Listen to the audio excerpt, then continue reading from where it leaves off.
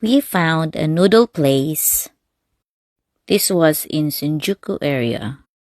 Our last day in Shinjuku before transferring to another hotel in Kawasaki near the airport.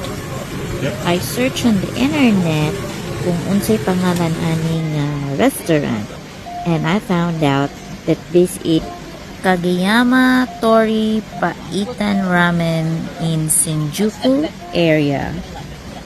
I don't know if I pronounce it right or say it right, but we're thankful we discovered this noodle place before we left Shinjuku.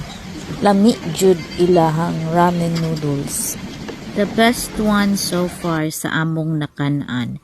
Pretty much an authentic real Japanese ramen noodles we've tasted. Enjoy kaayo si my Mr. Ogkaon. And tanawa o abtik na kaayo mo gamit og chopstick. Oh.